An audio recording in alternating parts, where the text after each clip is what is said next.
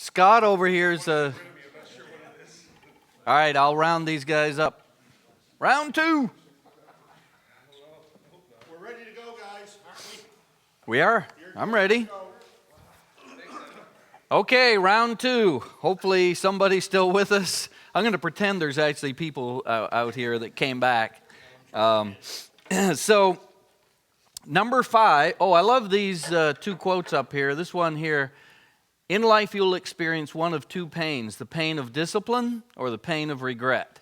And we all have experienced that in probably many times in many capacities, but just such a great reminder. Jim Rohn is phenomenal. He's deceased now, but anyway, he's got some unbelievable good material and quote and things out there. He's another guy I follow. But so true.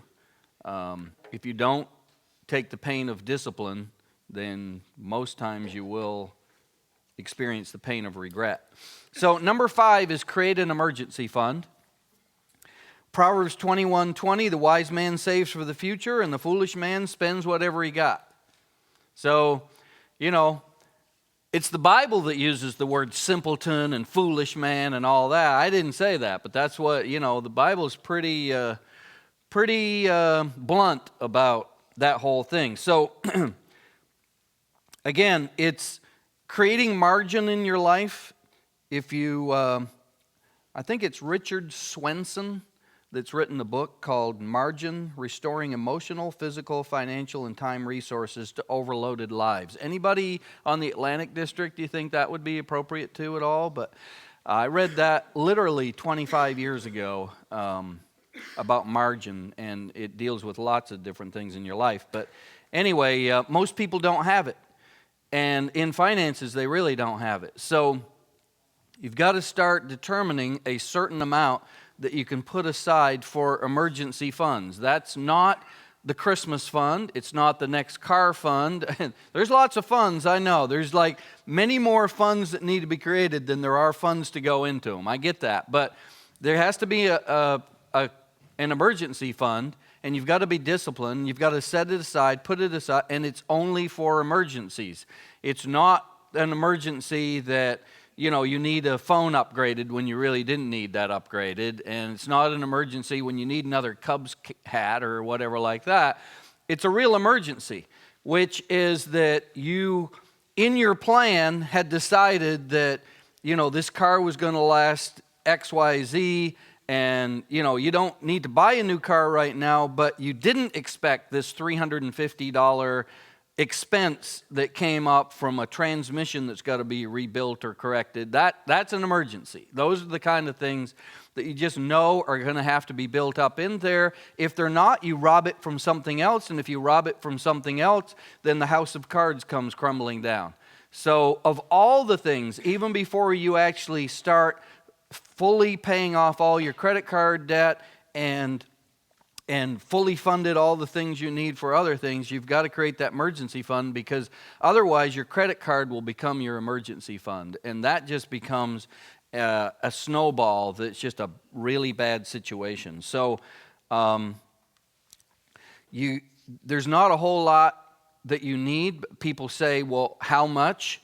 And I really don't even know the answer. I think that 5% is a good amount to start putting aside. And with all of this, these percentages that I'm putting down, that's the goal to get to. Don't let that overwhelm you. If somebody says, well, I'm living on 105% of the 100%, and Pete comes in and says, you got to start living tomorrow on 75%. No, I didn't say that. I said, if it takes 6 months, a year, or 5 years to get there, the goal is to get there. You're not going to get there overnight. For some of you who have cars that have payments and different things, the goal is not to go home tomorrow, sell that car, and start buying cars in cash. If you've already got yourself in a situation, you have to unwind that over a normal kind of time period and then begin to work into that. If it takes you 2 years, 4 years, 5 years, 6 years, great. That's a lot faster than what you'd planned it to be before you came to this event. So whatever it is, you're ahead of most people. So with the emergency fund, if all you can take is $10 a week and put it into it for a while, That's $10 more than you had before then, and then pretty soon it's 50, and then it's 100, and it's 1,000, and so on. But you need to get to the place where you're actually able to do 5%, and you'll kind of know when, that's a pretty decent amount. Now, Dave Ramsey would say that you want 6 months of what your expenses are going to be. Not your income, but like what it takes to at least cover those needs that you must have to exist. And shoot, I wish everybody could get there. But if you get to 1 month, and then you might get to 2 and so on. If you get to 3 months, and that's where you stop. So you figure out if my, quote, expenses that I need to exist or they're going to throw me in jail are this. It's not necessarily how much money you're spending, but if they're this, you can at least keep those things going for that period of time. Then at least fund 3 months worth. And if someday you can get to 6, then congratulations. The key is to start putting something, and it's got to be in a separate fund. And at your family business meeting, you've got to determine that this is totally off limits for everything else. If you spent more on Christmas than you put in your budget, that's not the emergency fund. There's all kinds of things that are not the emergency fund, but you've got to do it. Number 6. See, some of these are going to be short. Some of them are going to be a little bit longer. Invest in yourself. Proverbs 21:20, the wise man saves for the future. He doesn't consume everything he's got. And the average, at least U.S., and I don't think Canada's far behind, household is significantly behind. It wasn't raining when Noah built the ark, but then it was. Yesterday I was 27, but actually I'm 57. So where did those 30 years go? There's a guy by the name of Robert, I can't think of his first name right now, I've lost it, Chilton, that wrote a book called David Chilton wrote The Wealthy Barber. He says the best time to plant an oak tree is 20 years ago. The next best time is today. So we all look back and say, oh, Pete, I'm so far behind, there's nothing I can do. Nope, there is nothing you can do about those years behind, but you can actually begin today, and it's amazing the amount of people that have actually come to me at age 50 or that come to me at retirement age in their mid-60s that said, when I was 50, I almost had nothing. I started over, and I've gotten this during that time. It is amazing what you can do in short periods of time when you're able to and you put your mind to it. So, again, like I said earlier, retirement can be a 2 to 3 decade period. And it's life's largest expense, and it's permanent unemployment. So you've got to ask yourself, and I know you haven't got time to write all these things down, but how much money will I save or invest monthly and yearly for that? What will the rate of return be on that money, and how many years will your money grow and compound? So Einstein called compound the interest the 8th wonder of the world. Compound interest. Now, let me talk to you about compound interest, because what it seems like is that so many of my clients have doubled the money in the last 10 years than they made over the first 30 years. There's a principle here that you've got to get, and it's the whole principle of it takes money to make money. So let's say Dale down here has $100,000 invested, and he invests his money according to the Pete Benson plan, and we get lucky enough to make 10%. How much money did Dale make that year? $10,000. Okay, so he made 10%. That's really good. I mean, that's not an average anymore. That's way above average, but he made 10%. So let's say Wayne up here, his cohort, he's got $1 million. Whoa! What you been doing, man? Wayne's got $1 million. Wayne makes 10%. Same thing. We're all equal here, right? Made 10%. How much did Wayne make? $100,000. Why is that fair? No, seriously. No, Dale. It's not. I meant the other way around. So they both made the same percent, but Wayne has $100,000, which is literally what Dale even started with in 1 year. It's like a snowball. The first time you make that little ball and you rotate it one time, it doesn't look very big. When you have a giant ball and you rotate it once more, it's like, where did that come from? Money makes money. The more money you have making interest, as it's making interest, life is not fair. You're making more than somebody else that year. You both made 10%, but one made 100,000 and one made 10,000. Doesn't seem fair. Again, it takes a lot longer to build it up the first leg of the journey. And then once it gets to a decent amount and that money compounds and makes interest, it's amazing what can happen in a short amount of time that you can literally make in just a few years, just in interest, not the money you're putting in or the church or anybody else, that you made. And it's like, man, if I'd had this money to start, yeah, wouldn't we all like to have that? But you can't get discouraged on the front end. That's the whole key. It doesn't seem like much when it's the first 1,000, 10,000, 50,000, even 100,000. It doesn't seem like that much that you're making, but money builds money, and it continues to compound. So the key is that you got to back into it. So what you have to ask yourself is, let's say that I actually get forced to or have to or something retire at age 65. A lot of people like to use that number. And so let's say that happens and you live another 20 years. How much money is that going to take? 20 years times whatever you think you're going to need at that time. And then what is going to come from known sources? So the people that are here get extra treats. So I have this thing that we can get to all the listeners today, and it's called a fiscal house, a financial house. And we use this at Beacon. We came up with it, and literally it talks about building your entire financial future in retirement.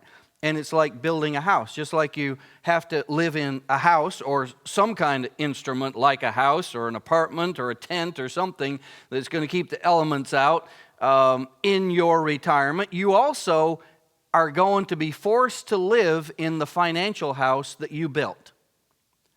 Between the ages of 25, let's say, and 65, you are building your fiscal house, paying things down, earning things up. You're investing for the future, for a period when you're old and maybe you're sick or you can't work or you're forced to or whatever happens. And now you got to live in this fiscal house. So to make things worse than the fact that most people can't live on the money that already comes in, let alone saving, all of your working career, you're actually funneling money aside for a period of life that you either can't work, don't work, or choose not to work. So to build your fiscal house, if you want to survive, you got to start with the foundation. The foundation of any home needs to be like the strongest part of the home, because what does it do? It holds up everything else. If your foundation goes, that's pretty biblical. Build your house on a strong and firm stone foundation, because if it's on sand and it's worthless, it's going to come down. I mean, I can't tell you the analogies and the Bible illustrations that I use in my business, and people love it, but it works. Your foundation for retirement is income. So let's say that you have worked out in your mind that you're going to work another 15 years, and based on normal inflation and all those things, then it's going to take this much for you to survive that you need coming into the household in some form or fashion in order to retire.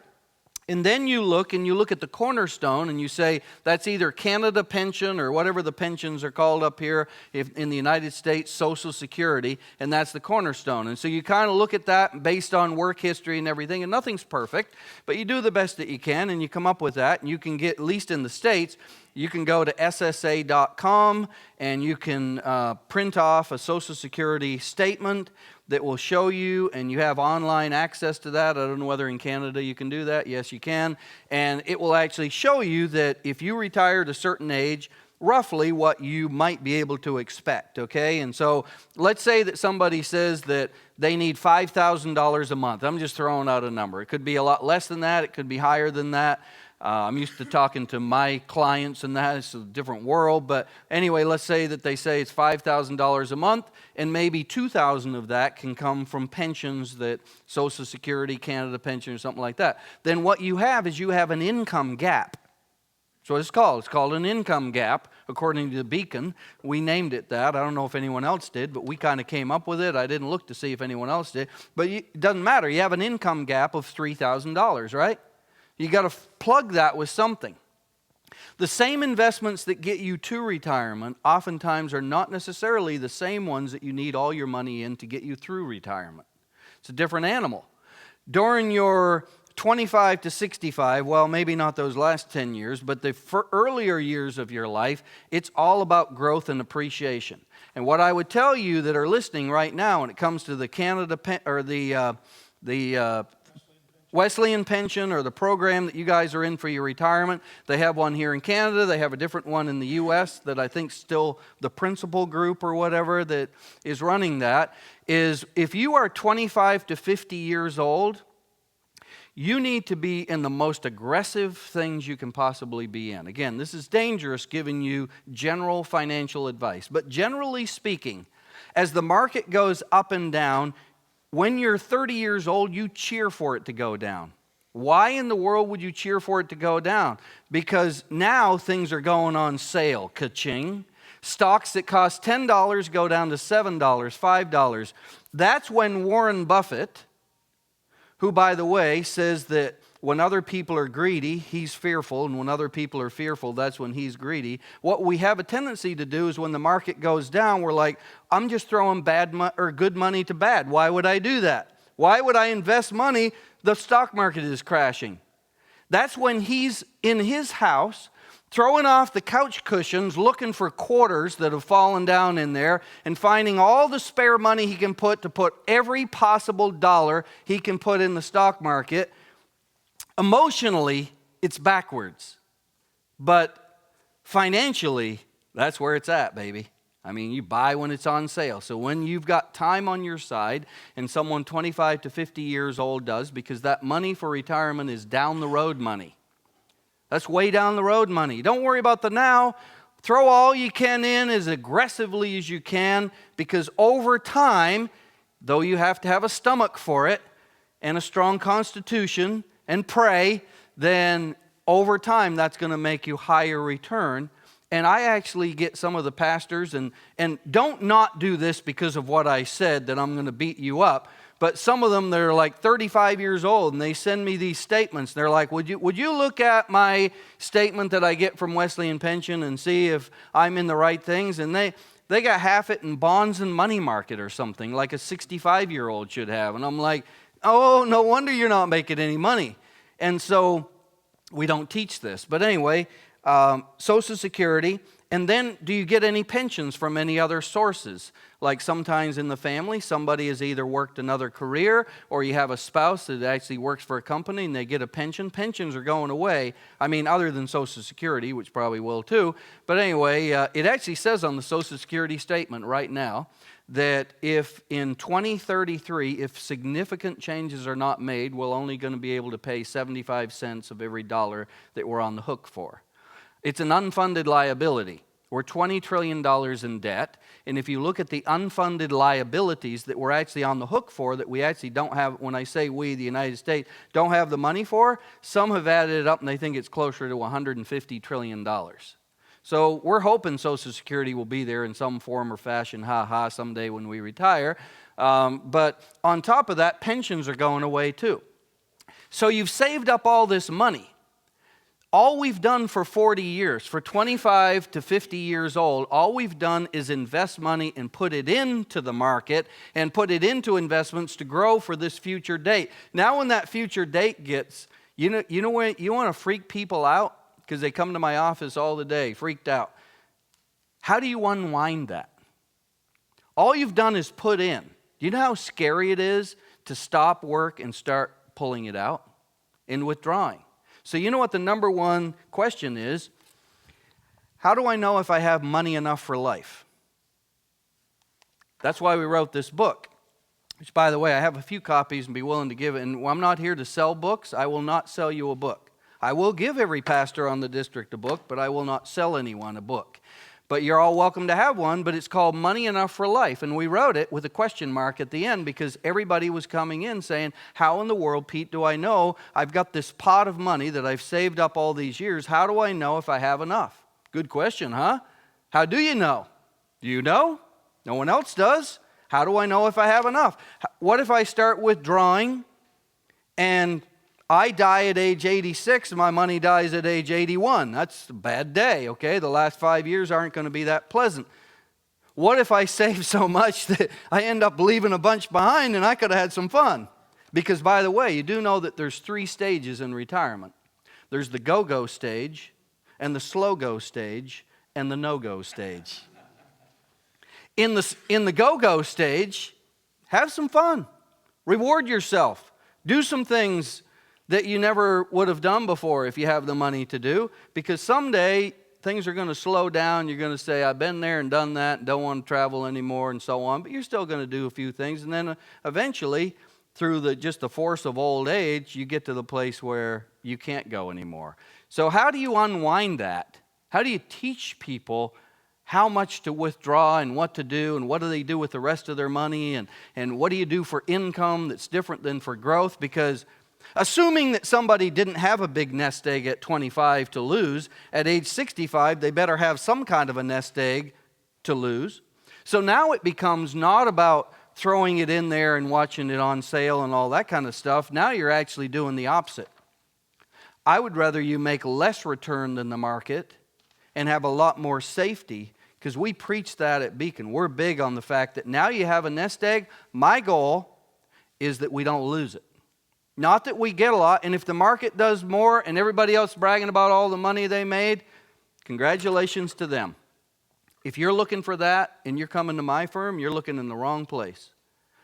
I'm going to protect your money first and get a reasonable rate of return. And if that's too conservative for you, there's a guy right across the hall that would love to invest your money. Have a big helping of it, because you're going to forget about this conversation when the market goes down. You lost 25%, and you're going to be screaming in the phone to some of my staff because the market went down and I invested it.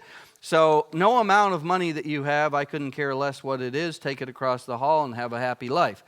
The people that come to work with me are at a stage in life they want to protect what they've got a reasonable rate of return, and I look them in the eye and I say, okay, you've got $500,000, you're 67 years old. If I do a really good job for you and I double your money to $1 million, how much would it really change your life? Would you go and buy the biggest house in the next neighborhood up? Would you go trade your car in and get a Lamborghini or a Maserati or a Ferrari or something? I mean, would you written there like, no, I'd probably brag on you to some of my friends and relatives, and I may actually take an extra vacation that year, but other than that, it really wouldn't change my life. I say, on the other hand, let's say we start with that $500,000 and I don't do a good job and I actually lose half of your money. It goes to $250,000. Might that be a different conversation? 100% of the people say, you want to bet your life it would. Then I say, then it appears to me that our goal now for you is that we protect your money and don't lose what other people lose in the down years more than it is to make more money than everybody else does in the good years. And in 2008, and I'm not Bernie Madoff, in 2008, when the market lost 50% because of our clientele and because of our philosophy, we did not have one client family lose 50, 40, 30, or 20%. Why? Because we're more focused on not losing it. One of the things about hockey up here in Canada, I find that when it's playoff time, the teams that are the best at defense typically win. The guys that are best at offense win the regular season. When it's on the line and it's playoff time, it's defense. At my firm, I'm in defense. But all of you that are still working, and again, it's dangerous because some of you listening are 25, and some of you are 65, and some are 35 and 45. It's all different. All I'm going to tell you is that if you're 10 to 15 years from retirement, you begin to at least begin to adapt a little bit different strategy, because by now you actually do have some money that can be lost, and you're in what we call, if you're 10 years or closer in, you're in the red zone of retirement. Now, up in Canada, you don't pay that much football and all that, and I've used football analogies, but that's the 20-yard line and in is the red zone. That's where the game is won or lost. If you fumble the ball on the 50-yard line, you can recover from that. You fumble it on the 5-yard line, and you're dealing with people's livelihood and retirement, you better not fumble the ball. So I would rather lose them because I'm too conservative than lose them because I'm too aggressive. But many of you, you need to be finding more money and better investments. And in the States, at least, there's Roth IRAs, which are tax-free opportunities to put money into that people aren't taking advantage of. And it's not just how much money am I making on my money, but it's how much am I going to get to keep. Fees, taxes, all kinds of things. It's like you got this bag of money. Wouldn't that be great? Bag of money, and there's all these holes in the bottom of it, and it's all seeping out, and you're losing it from all these other ways. So there's a lot to learn. But anyway, so Social Security, pension, annuities, real estate, other income. So this foundation is income-generating products. Dividend-paying stocks, that kind of thing. But anyway, bonds when it's appropriate. You're after income. This is what fills your income gap. And then other monies, if you're fortunate enough that all of your money that you had saved didn't need to be used just for income. So someone comes into my office with $1 million, and we need to use $350,000 of it to help fill their income gap. They've got $650,000 that today they're not actually needing to use, but down the road they might in the next 2 to 3 decades if they live that long. They don't know what's coming around the corner, healthcare costs, all kinds of things. So then the walls of the house are like the growth of their money.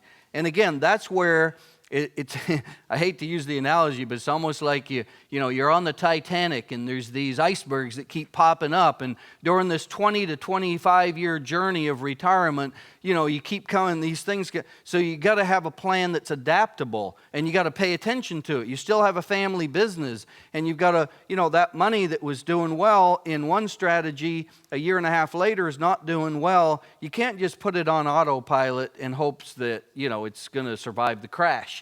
You got to be ready. So things like taxes, inflation, healthcare, market risk, fees, interest rates, blah, blah, blah, all kinds of things impact that money that you don't need today, but you might need next year, the next year, the next year. And then the roof of the house is what protects everything inside it. What's inside your home? You, your family, your loved ones, everything you worked a lifetime for, your pets, your antiques, or any other thing that you have of value. And if your roof is no good, it's all in danger, can all be lost. And so you got to have a strong roof. So what does that represent? It represents protecting everything inside your house. Estate planning, living trusts. Some of this isn't appropriate. Canada and the United States, I don't even know if they do living trusts up here, do they? Wills and powers of attorney, life insurance, long-term care. What's long-term care? You go in a nursing home or whatever, long-term care insurance. So I'll come back to that because some of the roof, but do you see how that's the foundation, the walls and the roof, and it's all part of a lot of pieces, aren't there? There's a lot to keep up with. And so investing. People are living longer, and yeah, that was David Chilton. I see it here in the note now. Good man. So, all right, on to the next one. And that's kind of the roof. Protect your assets. Right here. Where'd it go? Oh, we got to have time for a couple of... Oh, this is a good cartoon. You ready for me? This is an investing cartoon. What do I hit? Oh, come on, Mel. Help me.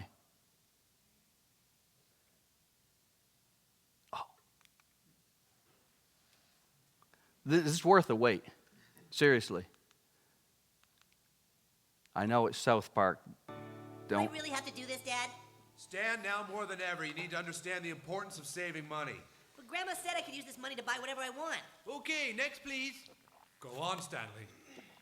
I got a $100 check from my grandma, and my dad said I need to put it in the bank so it can grow over the years. Well, that's fantastic. A really smart decision, young man. We can put that check in a money market mutual fund. Then we'll reinvest the earnings into foreign currency accounts with compounding interest, and it's gone.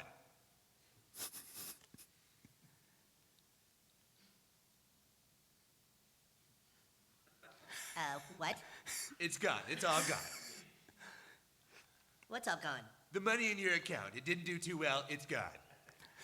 What do you mean? I have $100. Not anymore, you don't. Poof. Well, what can I do to get back I'm sorry, sir, but this line is for bank members only. I just opened an account. Do you have any money invested with this bank? No, you just lost it all. Then please stand aside for people who actually have money with us. Next, please. Hey! Hello, Mrs. Farnickel. How are you today? Making a deposit, are we? Great. We can just put that into your retirement account and make it go to work for you, and it's gone. What? Sorry, yeah, that's gone. What? Please step aside for people who actually have money with the bank. Next, please. Dad! Hey, I'm trying to teach my son the importance of savings. You already lost his money? Oh, Mr. Marsh, don't worry. We can just transfer money from your account into a portfolio with your son, and it's gone. This line is for people who have money with the bank only. Please step aside.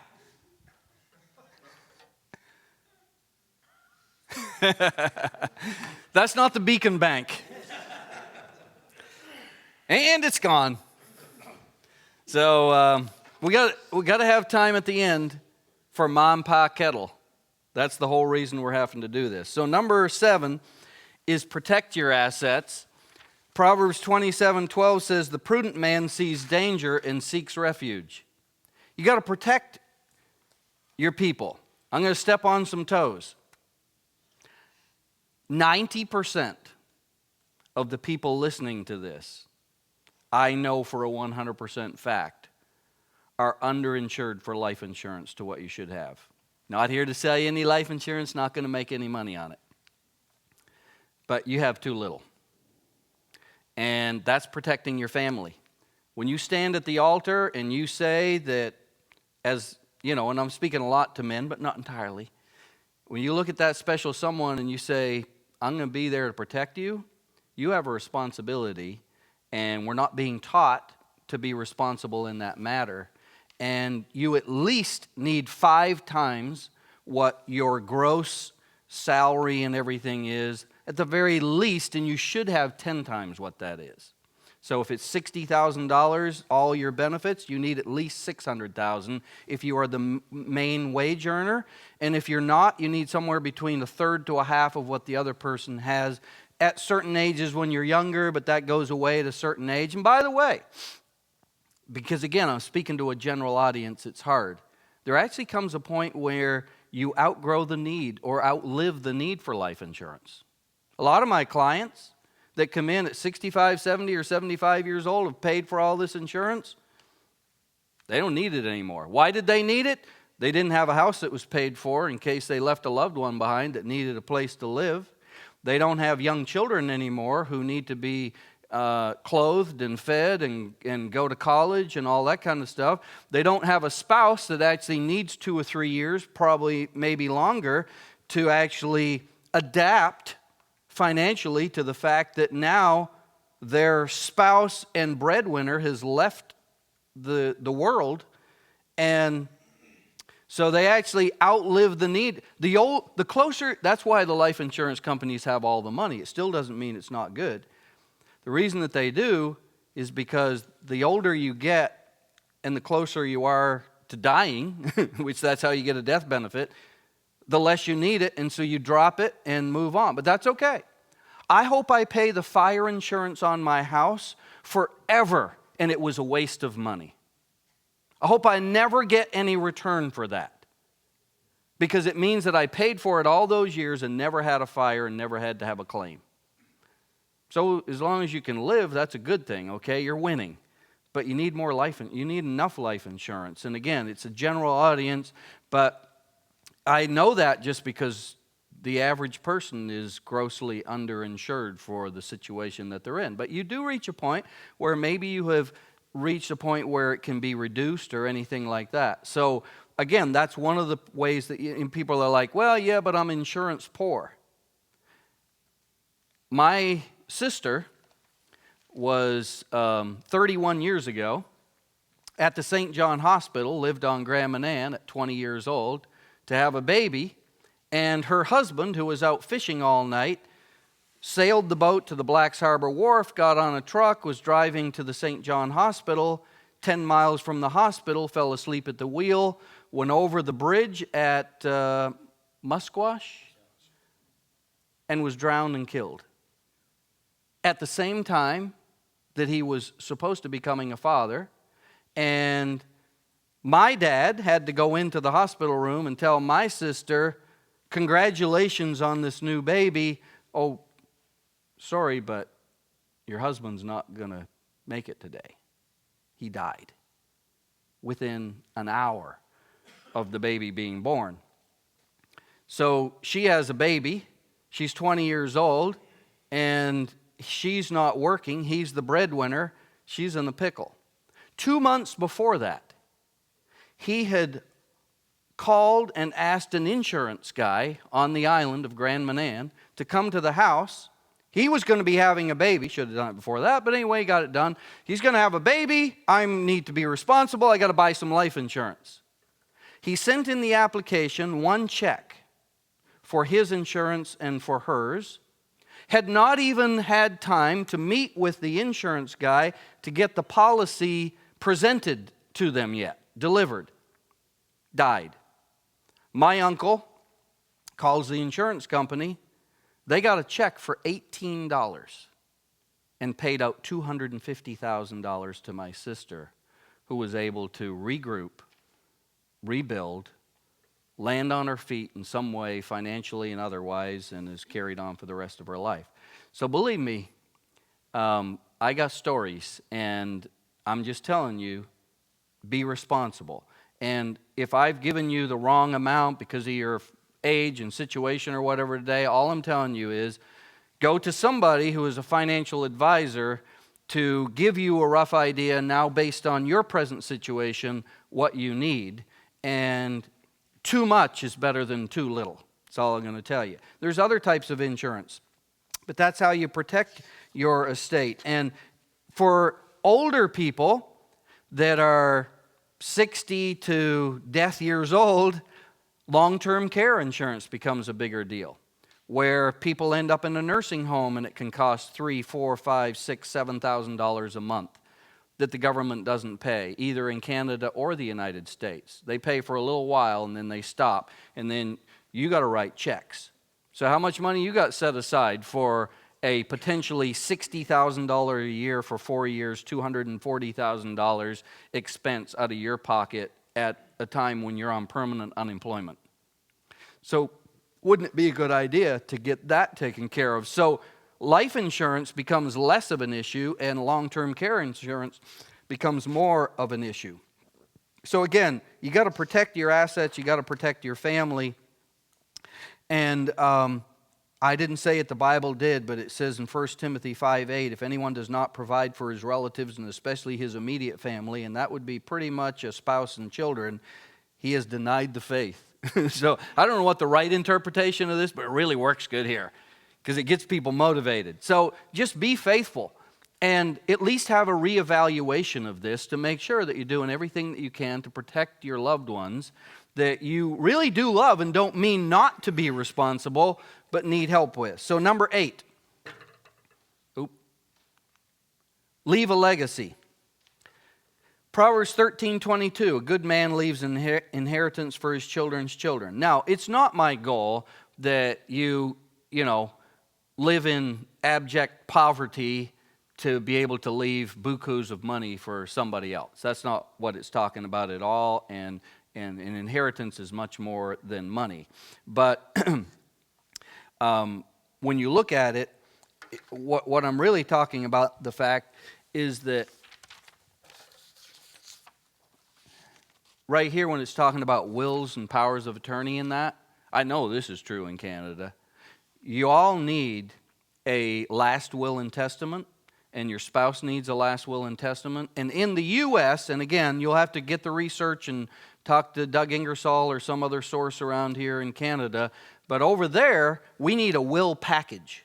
A will package is a last will and testament for husband and wife, a general durable power of attorney for husband and wife, a health care power of attorney separately for husband and wife, and a living will which is your wishes if you're hooked up to a machine and that's what's breathing for you and keeping you alive, and if they pulled the plug you'd die? Do you want that done? So it's 4 documents times 2 if it's a couple, 8 documents, will package. Once you get it, you may never have to do anything differently with it again. You might once in your life make some kind of adaptation to the beneficiaries or something. But other than that, you're good. But you got to do it one time. Jane Bryant Quinn says you own stuff. You will die. Someone will get that stuff.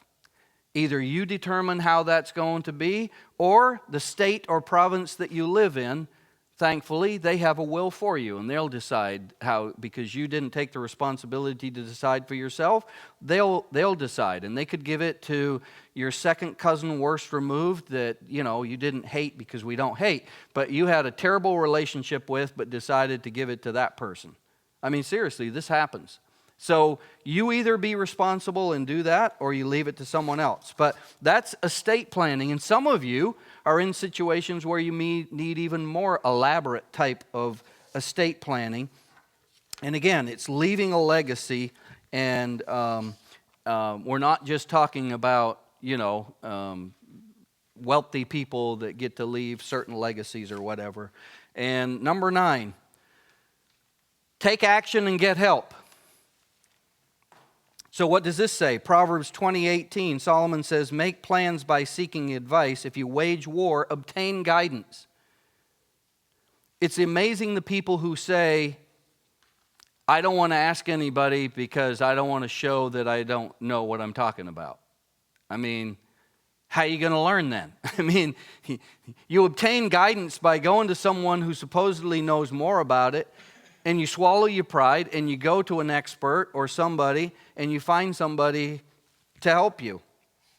The modern world of money, management, and investing and all of this is increasingly complex. I work at it day and night, every day, just about, and I can't keep up with it. So how could a part-timer or somebody who already is being pulled in 50,000 other directions, how could you be expected to? So in the U.S. and in the back of this book, and again, I apologize because we got 2 countries here, but there's actually, in this, one of the last chapters, there's a chapter on choosing the right financial advisor and what the criteria are to do that.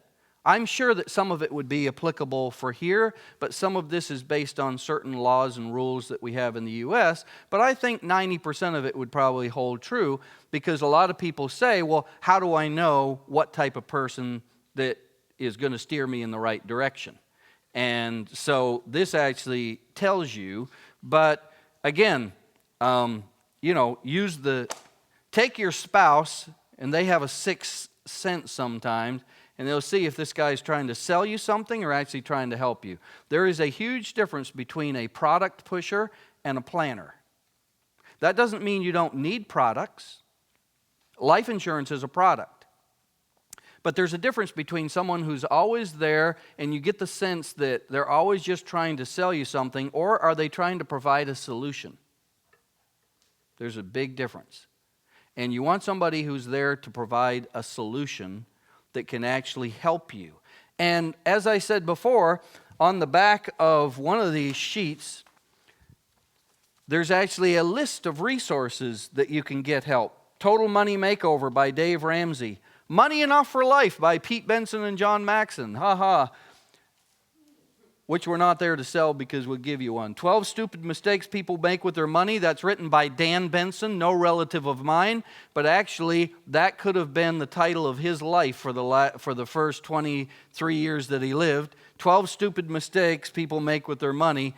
He did them all. Now he works for me, has been an advisor for 9 years, and he and I are actually working on a book together, and the book actually contains much of the material that you're hearing today, where we're taking these 10 points and building them out, and hopefully by the first of next year, he and I are actually going to, that's kind of fun, father and son get to write a book together about money, and so all this material that you're hearing is actually going to be put in book form on all these. You got the pre-book. But The Automatic Millionaire by David Bach, Joseph Sangle, everything he puts out is very practical. It's easy to understand. You don't have to be a financial guru. He's written a book called I Was Broke and Now I'm Not. That's pretty good. And he's written another one, What Everyone Should Know About Money Before They Enter the Real World. The Treasure Principle, Generosity Factor. Anyway, you can go to some of these websites, and when it says get help, there is no excuse. There's so much information. Now people say, well, yeah, but how do I know what to believe? Well, if it's Dave Ramsey, it's Joseph Sangle, and hopefully it's me, we're going to, it's on the right track. So they're there to help. So you got to get help. If this isn't your thing, I have no choice, remember? So you don't have to become the expert, then find somebody who is the expert and let them be your guide.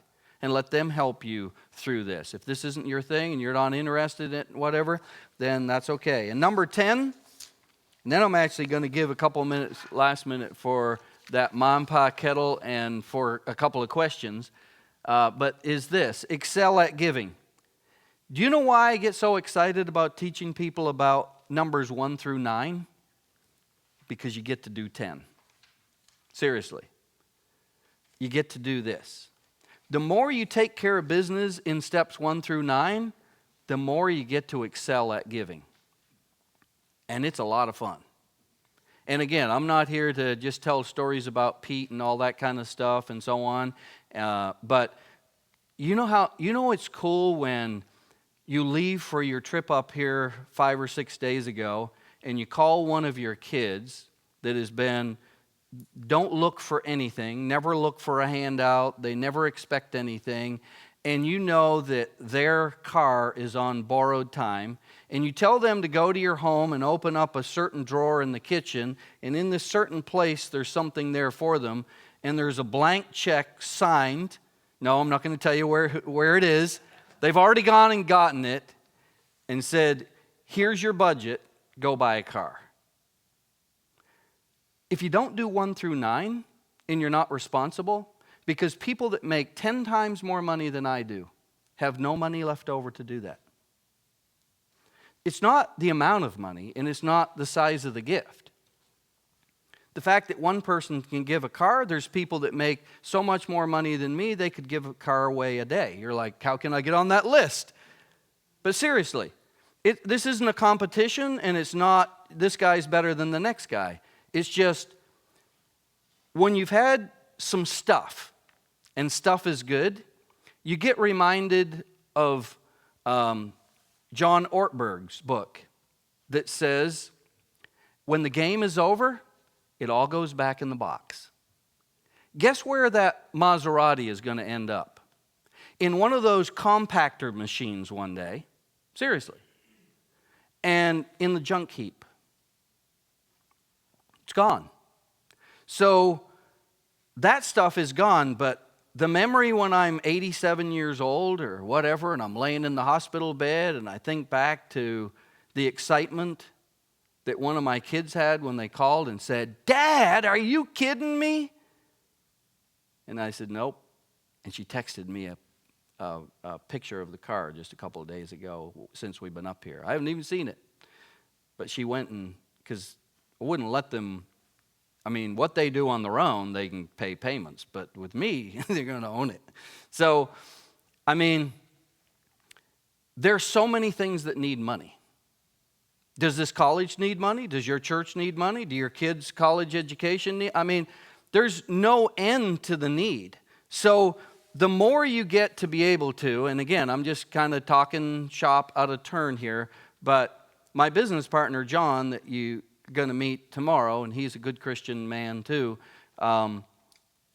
we keep upping the ante. And I understand it does take more money than what most people, but we started with let's give 10%. And then how can we adapt our life, and how can we, if there's a certain amount, how can we give 20% away, and then 30% away, and then 40% away, and get to the place where wouldn't it be cool that we lived on 10% and gave 90%? And we're not there yet. Still a work in progress. I got a long ways to go, but we're working on that. We may not get there, and it's not like you have to, but it's just kind of fun because after you've had a certain amount of stuff, stuff is stuff. I don't get any excitement out of getting in that car that I showed you up here, but I get a lot of excitement when I think that I bought my parents a car. Earlier this year, I bought my mother-in-law and father-in-law a car, and I get Ginger a car, and I get to give to some of these things, and this isn't to, again, boast or anything, but Rest Stop Ministries, I got to help start that, which before it became popular a few years ago, was rescuing sex slaves off the city streets of Nashville. And one of my good friends, Dr. Rondi Smith, left a lucrative position. She's the one that ought to get the praise, not me. But some of us funded some money, and we bought a house out there and a farm, and we got this beautiful ministry where they rescue these ladies, and they take them out there, and they try to rebuild their lives and everything. You know what gets me up in the morning? That gets me up in the morning. Rest Stop Ministries, Southern Wesleyan University, Franktown Open Hearts. Even in the wealthy community that I live in, that part of Tennessee, in Williamson County, there is a section there of kids that don't have parents, that are living literally in poverty. And Franktown Open Hearts is a ministry that was started that actually gets to pour into these kids after school, and they end up tutoring them, and they graduate from high school, they go on to college, and they become good citizens in the community, and it's a Christian-based organization. And I mean, there's like no end. Church of the City. My business partner, John, gave $100,000 to start a new cars ministry. Cars ministry, which the other day I was driving an old beater over to the church, a van that we're donating to the church. Cars ministry is kind of like what they do at Willow Creek Community Church, where they actually give cars away. They fix them up so they have this big shop out back. You bring in your old beater that you wouldn't have got much trade-in value for anyway. They put new tires on it. They fix it up. They have people that donate their time, garage mechanics and so on, and they come and they get it ready. And you have to qualify, and there's a qualifying through the church, but you got a single lady who's 21 years old and has a baby and can't get to work. If she has a job, if she could just have a car to get her there, and we give cars away. You know how much fun that is? When I wake up in the morning and I go to work, that's what I'm thinking about, all that stuff. Church of the City, John, he's a giver, and he helped give a lead gift to get that started. And Southern Wesleyan University, that other one, that I go to a board meeting down there, so I got double whammy. Next week I'm at the Southern Wesleyan board meeting. Tomorrow I'm at this one, Nashville Rescue Mission. And then there's a harvest food place, and we took all of our staff, and I wish I had pictures, because John and I have the privilege of pouring into 20 to 25 staff members at Beacon, that a lot of them are Christians, but we don't interview them to say, you know, you can't get the job unless you're a Christian. But they've caught this whole mission of giving, and we go down to the Harvest Food Bank, and we give them a check for $25,000, and we tell them that these are the people, don't give us any credit, these are the people that ran our company in such a way that helped us save some money and give this $25,000. And you got these people down there that are staff people that working at Beacon, and they're like, man, this is great. And they caught they just got the bug. You don't get to do that if you don't do 1 through 9. I mean, that's the whole point of this, this is the end. That's just a means. But if you do 1 through 9 properly, the more there is left over, the more things you get to do. And so that's why I go to work every day. That's why people ask me, you know, you retire yet? You could. There's too many things. You know, I mean, financially, you can sit back and cross your legs and rock in a rocking chair and look out across the Bay of Fundy. That's not the worst thing in the world for a few days. I'll take that. Or this. So when I got into the financial business, I didn't even know what a financial advisor was. I didn't know if you could make money or not. And there's people that are financial advisors that are poorer, much poorer than all the people I'm speaking to. They teach it. They invest your money. They got no money either.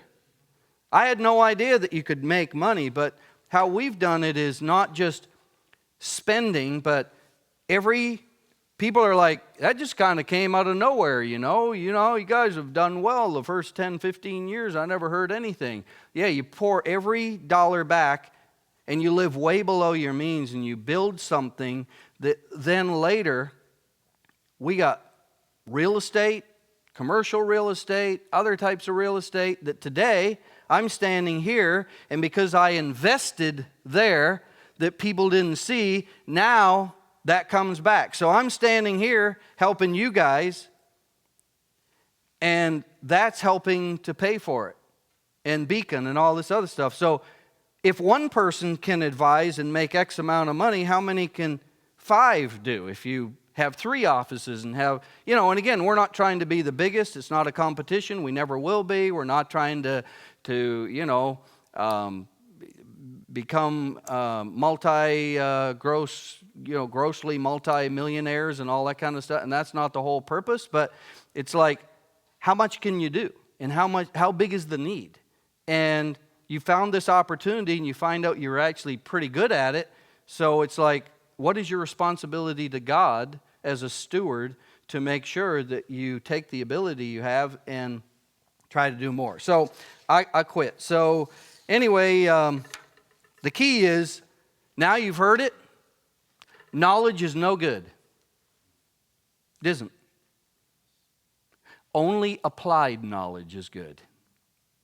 So that's my last statement before we see Ma and Pa Kettle. But only applied knowledge is good. I gave you everything you need to know from Genesis to Revelation about finances, seriously, that could be a semester or a year-long course at college in the last 3 to 4 hours, but I can't live it for you. Only applied knowledge will change lives.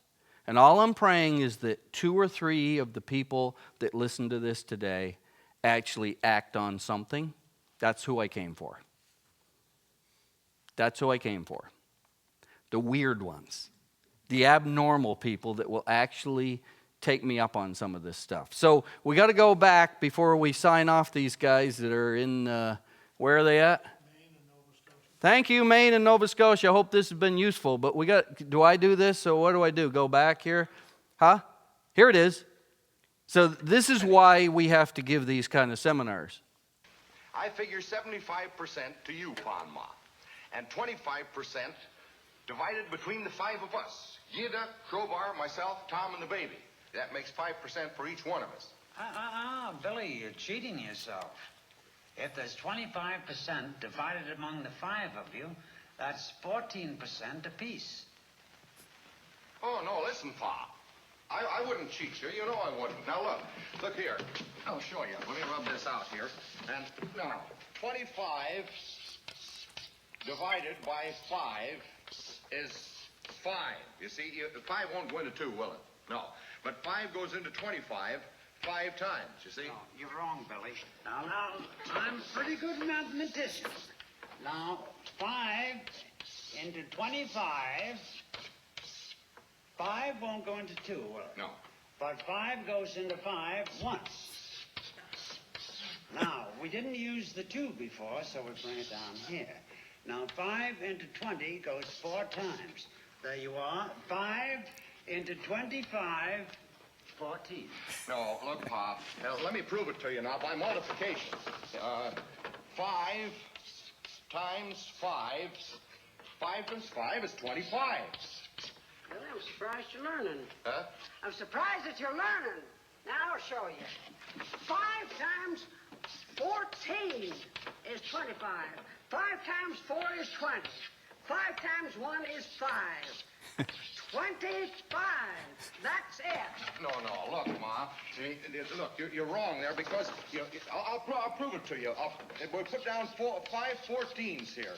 14, 14, 14. There. Now I'll prove to you by addition that 5 14s is not 25. 4, 8, 12, 16, 20. 21, 22, 23, 24, 25. There you are. Better brush up, Billy. I don't want to see you boys cheated. There you go. That's why we have to do these. There's still people out there that think that 5 goes into 25 14 times. So thank you for being here. Say thanks to Pete.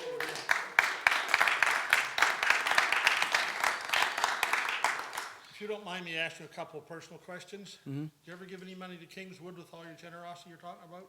Never thought of that, but Never thought you of know, you have not because you ask not. So how come we're dedicating these fields down here, right? So Pete probably wouldn't tell you this, but it's okay to talk about this, is it not? And Graham and Ann too? Yeah. So Pete and Jenny have given $125,000 so these fields could be done down here. And have committed $125,000 to the new church project on Graham and Ann. So the proof is in the pudding, right? So you not only teach it, but you do it. And you practice it in places where we can see it. So thank you for being here. Did you notice you said 2 or 3 times it was a volunteer? That check you had, Peter, you can throw that away. So. Yeah. So thanks for being here, and for you who came, and for those who are listening afar, we appreciate it. Yeah. We appreciate it very much. We probably ought to have a prayer to wrap this up, don't you think, Peter? Father, thank you for being reminded of things that